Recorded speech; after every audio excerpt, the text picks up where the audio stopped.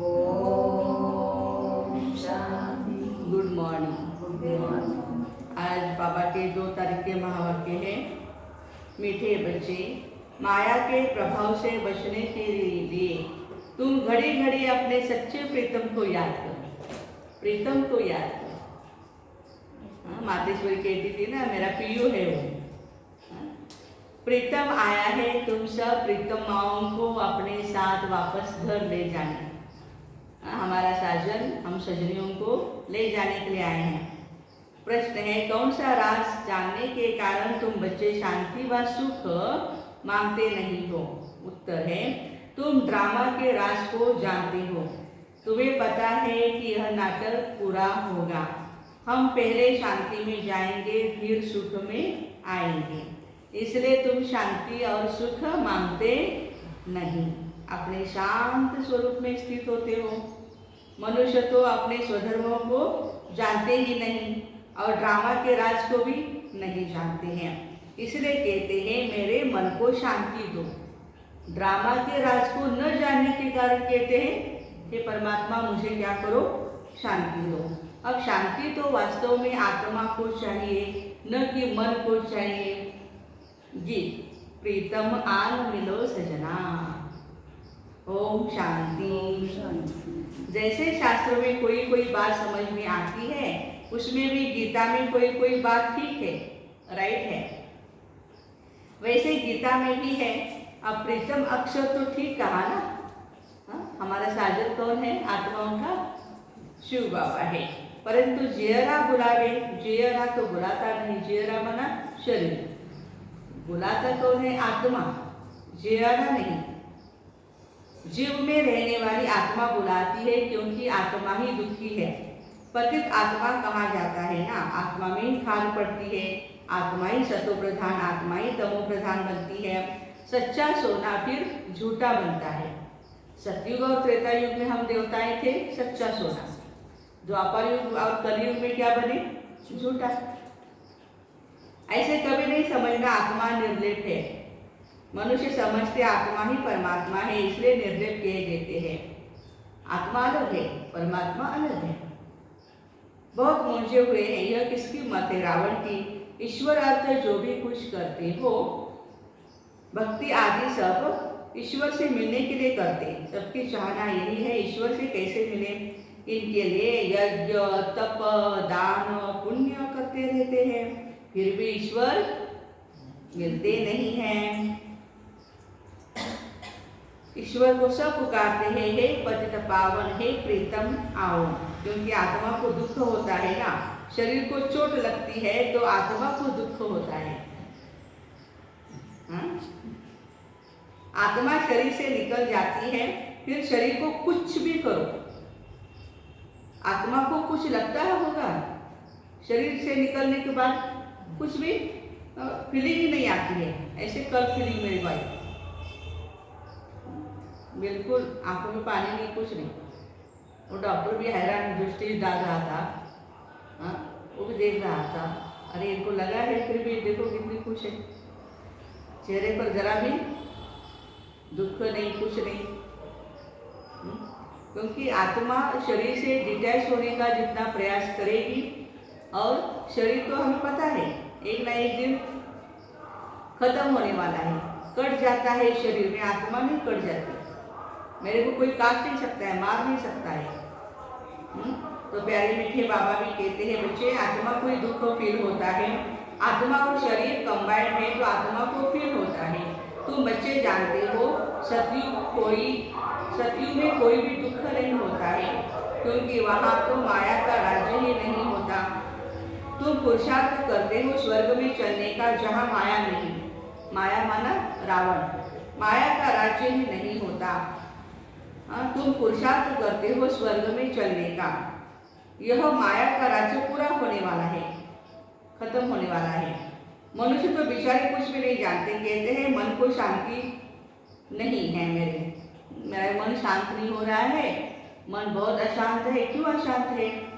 अभ्यास नहीं करते ना।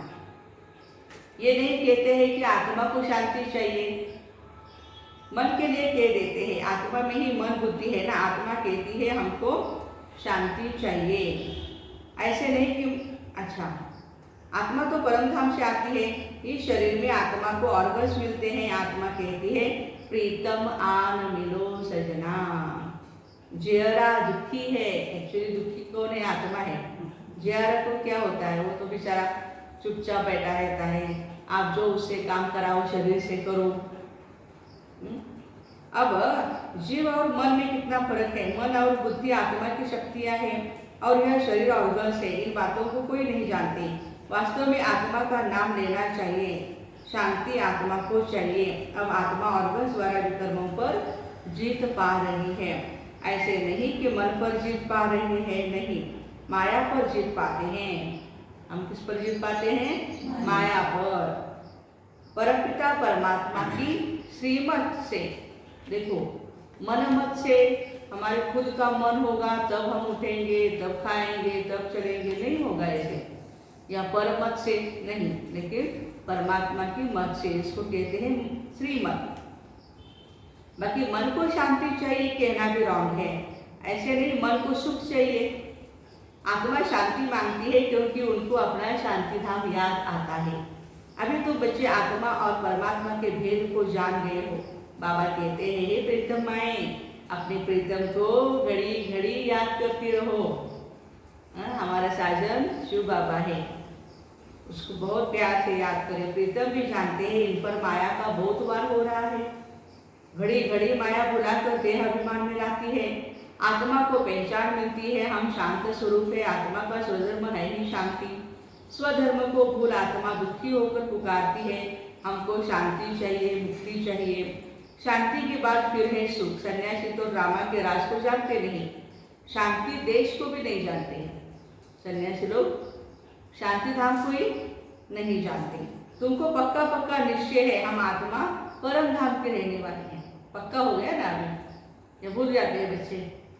हाँ, तो प्यारे बाबा कहते हैं हमने 84 जन्मों का पार्ट बजाया है, अब पार्ट पूरा होता है, ठीक है ना? फिर क्या होगा भाई? अभी इस साधारण तन में हम बाप आते हैं, ब्रह्मा बाबा के शरीर में आते हैं। सच्चा प्रीतम तो एक ही है, एक का ही नाम लेते हैं ना। तुम सब समझते हो हमको प्रीतम मिला है। तुम ब्रह्मा कुमार कुमारियाँ हो, सबको ये समझाओ। ब्रह्मा कुमार कुमारियों के आगे प्रजापिता अक्षर न आने से यह मूंझ जाते हैं। प्रजापिता अक्षर न होने से मनुष्य समझ नहीं सकते। प्रजापिता की को तो सब जानते हैं, ब्रह्मा को फिर सूक्ष्म वतनवासी समझ लेते। तुम प्रजापिता ब्रह्मा कहेंगे तो समझेंगे प्रजापिता ब्रह्मा कुमार कुमारियाँ बरोबर है। इसलिए पूछा जाता है प्रजापिता से तुम्हारा क्या संबंध है? पिता अक्षर डालना चाहिए, प्रजापति नहीं। प्रजापति देखो बहुत सारा राजस्थान साइड में ये सरनेम है, आडनाम है। प्रजापति हमारा है प्रजा पिता, क्योंकि वो हमारे आत्मा का भी पिता हो गया ना, अलौकिक पिता है। और एक तो शिव बाबा हमारे पारलौकिक पिता है, और शरीर के पिता हर एक के अलग अलग है। तो मीठे बाबा कहते हैं बच्चे देखो, प्रजापिता नाम डालना चाहिए। शिव को परमपिता परमात्मा कहते। अब तुम जान गए हो, एक है पारलौकिक पिता, दूसरा है प्रजापिता ब्रह्मा। लौकिक बाप को तो जानते हैं ना। तुमने 3 पिताओं को अब समझा है। कितने हमारे पिता हैं? 3 हैं। तो कितना खुशी होनी चाहिए कि इतने हमें बाप मिले हैं। सतयुग में भी पारलौकिक बाप को नहीं जानते। देखो देवी देवता है, सतयुग में भी शिव बाबा को याद करेंगे, परम धाम में जाना है, बाबा से शक्ति ले दी है, कुछ नहीं। ब्रह्मा बाबा को भी नहीं जानते, खाली अपने लौकिक पिता को जानते हैं। तो बाबा कहते हैं संगम पर तुम्हें 3 पिताएं हैं, तीनों ही पिताएं संगम पर ही हो सकते हैं, फिर कभी नहीं। एक है ऊंच के ऊंच बाप जिससे वर्षा मिलता है, दूसरा बच्चा ब्रह्मा जिससे बच्चों को एडॉप्ट करता हूँ। ब्रह्मा बाबा से हमको शिव बाबा ने क्या किया है? एडॉप्ट किया। ब्रह्मा मुख वंशावली गाय है ना, वह ब्राह्मण लोग सिर्फ कहते हम ब्रह्मा की औलाद हैं, परंतु ऐसा नहीं समझते हम ब्रह्मा मुख वंशावली है। वह तो है ही कुक वंशावली। मुख वंशावली इस समय है जब शिव बाबा आते हैं, ब्रह्मा बाबा को एडॉप्ट करते हैं, हम ब्रह्मा बाबा के बच्चे बनते हैं, तब बाबा कहते हैं कि मुख वंशावली बन सकते हैं। उनको सब फादर मानते हैं। 3 पिताएं हैं ना, शिव बाबा की और प्रजापिता ब्रह्मा की सब संतान है। लौकिक में तो है ही, तो यह पक्का याद करना चाहिए। फिर समझाया जाता है परमपिता शिव बाबा का कोई बाप टीचर नहीं है, वो तो स्वयंभू है। यह भी उस बाप को याद करते हैं। परम पिता भी है, परम शिक्षक भी है, रोज शिक्षा दे रहे हैं भिन्न भिन्न प्रकार की। तुम जानते हो प्रीतम, हम प्रीतम माओं को बैठ समझाते हैं। आज बाबा का रोल कौन सा है? प्रीतम। हम सभी को प्रीतम माए सजनियां हैं बाबा की।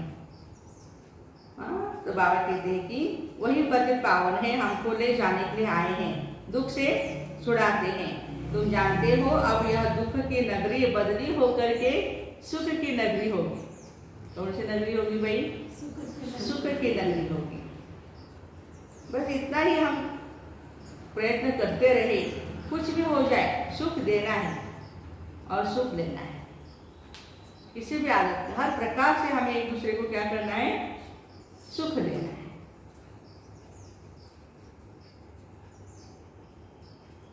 तो हमको ले जाने के लिए आए हैं, दुख से छुड़ाते हैं।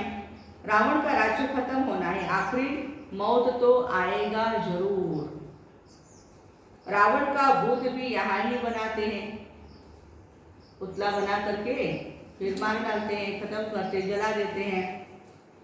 राम राज्य और रावण राज्य, बाबा आकर समझाते, इस रावण ने ही तुम भारतवासियों का राज्य छीना है, याद है? हार और जीत तुम भारतवासियों की होती है। रावण के आने से तुम वामार्ग में चले जाते हो, रजो तमो होते होते तमो प्रधान हो जाते हो। रावण को तुम यहाँ जलाते, बरोबर रावण राज्य है ना, बाकी सीता आदि को चुराने की कोई बात नहीं। यह तो राज्य ही रावण का है, सब मनुष्य मात्र रावण के राज्य में है। रावण राज्य में है दुख, राम राज्य में है सुख। राम भगवान को कहा जाता है, तुम्हारी बुद्धि वहां चली जाती है ना, और कोई की बुद्धि में यह बातें नहीं है। बाबा ही आकर पारस बुद्धि बनाते हैं, बरोबर नाम ही रखा है पारसनाथ। वहां भी विष्णु के 2 रूप कितने हैं? विष्णु के 2 रूप है। कितनी गुंजाइश है समझने की, बाप भाई डिटेल में समझाते।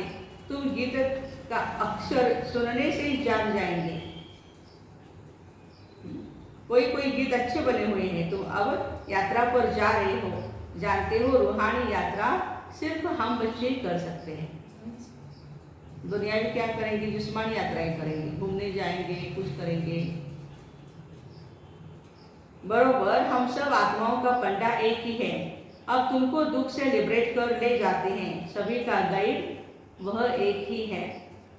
सबको वापस मुक्तिधाम ले जाने के लिए खुद आते हैं, जबकि इनको सबकी सद्गति करने आना ही है। तो जरूर किस रूप में आएंगे ना, घर बैठे इनको आना है। बरोबर शिवरात्रि गाई जाती है। कोई से भी पूछो कि शिव तो निराकार है, फिर उनकी रात्रि कैसे होती है? जिनका नाम और रूप नहीं, फिर उनकी रात्रि कैसे होती है? लिंग भी दिखाते, परमात्मा का नाम शिव, रूप ज्योति स्वरूप, देश परम धाम, समय संगम योग, गुण सुख का शांति का सागर, प्रेम का सागर है बाबा, आनंद का सागर है। और हमारे में क्या गुण है? बाबा कहते हैं अभी सब पतित बन गए। जो गुणवान है उनके आगे जाकर कहते हैं हमें कोई गुण नहीं, हम काले हैं। ये काली दुनिया है ना, काले बैंगन में कोई गुण नहीं। ये अच्छा लगता है खाने के लिए बैंगन, बैंगन में वैसे कुछ नहीं होता है, लेकिन अच्छा लगता है खाने में। तो बाबा कहते हैं कि उसमें कोई गुण नहीं है। माना आत्मा जब पतित बनती है तो वो गुण रहित हो जाती है। काले अर्थात सावरे, पतित आदमियों में कोई गुण नहीं। गुण तो जो गोरे हैं उनमें ही होंगे ना। गोरे माना वो गोरापन नहीं, शरीर का, चमड़ी का गोरापन नहीं, आत्मा का गोरा। कोई कोई बहुत गोरे होते हैं लेकिन अंदर से बिल्कुल काले, और कोई कोई बाहर से बहुत काले होते हैं लेकिन अंदर से बहुत अच्छे होते हैं, गुणवान होते हैं, प्यारे मीठे होते हैं।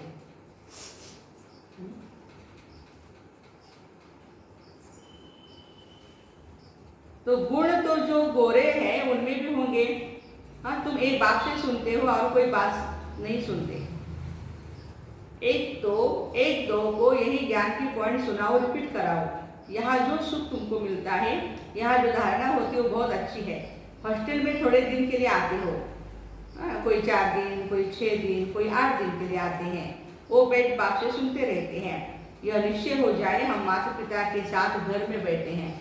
ये भी हमारा क्या है? हॉस्टल है। मधुबन हमारा हॉस्टल है।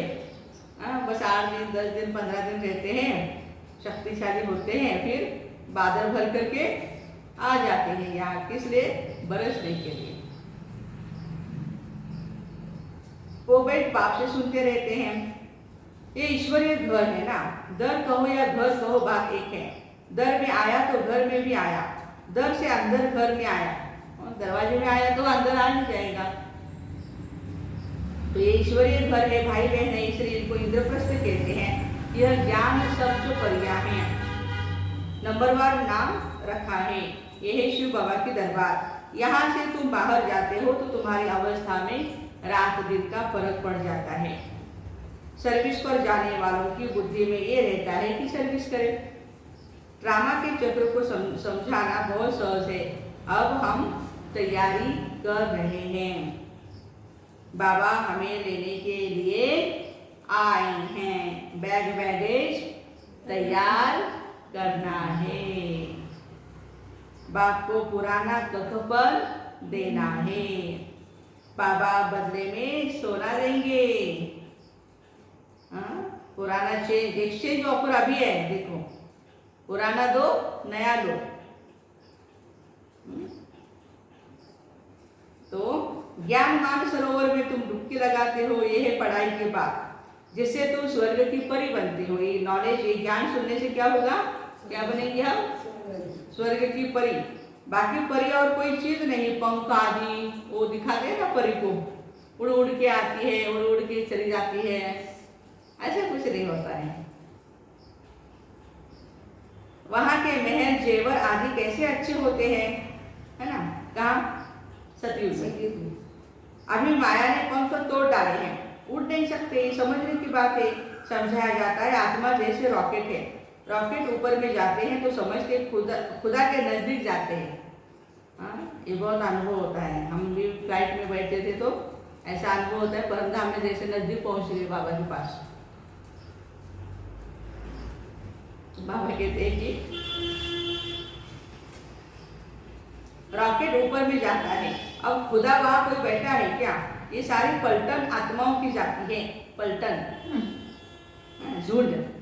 बुद्धि में आना चाहिए बाबा हमारा पंडा है, ही इज आवर गाइड। ढेर के ढेर आत्माओं को ले जाते हैं। बाबा कहते हैं मेरा काम ही ये है, और कोई मेरा काम नहीं है। मैं सहज राजयोग और ज्ञान सिखलाता हूँ, मैं नॉलेजफुल हूँ, मैं आता तो हूँ ना, इनमें बैठ तुमको अपना परिचय देता हूँ। जैसे तुम्हारी आत्मा में 84 जन्मों का पार्ट है तो मेरे में भी पार्ट है। जो मैं रिपीट करता हूँ तुम्हारा पार्ट जास्ती है। सतयुग, त्रेतायुग, द्वापरयुग, कलयुग। बाबा कहते हैं मैं तो संगयुग में आता हूँ, इसलिए मेरा पार्ट थोड़ा है, लेकिन बहुत शक्तिशाली है बाबा का पार्ट। तुम्हारा पार्ट जास्ती है, मैं तो आधा कल्प के लिए वानप्रस्थ में बैठ जाता हूँ। तुम्हारा ऑलराउंड पार्ट है। कहते हैं भगवान को प्रेरणा आई नई सृष्टि रचने की, संकल्प आया बोलते ना। समझते नहीं। बाबा कहते हैं मेरा पार्ट है, मेरा पार्ट आता है तो मैं साधारण तन में आकर तुमको राजयोग सिखलाता हूँ। मैं गर्भ में नहीं आऊंगा। भगवान वॉच, जरूर मनुष्य तन में ही आकर के राजयोग सिखलाऊंगा या कच्छ मच्छ में आऊंगा। ब्रह्मा बाबा के तन में आए हैं फिर भी लोग समझ नहीं रहे हैं, और एक कच्छ मच्छ में आएंगे तो क्या समझेंगे वो? मैं पतित को पावन कैसे बनाता हूँ ये भी तुम बच्चे जानते हो। शिक्षा बैठ देता हूँ, परमपिता परमात्मा को सहज राजयोग सिखलाते हैं, ज्ञान सिखलाकर विश्व का मालिक बनाते हैं। इनको जादूगर कहते हैं क्योंकि नर्क को स्वर्ग बना देते हैं। क्यों जादूगर है बाबा?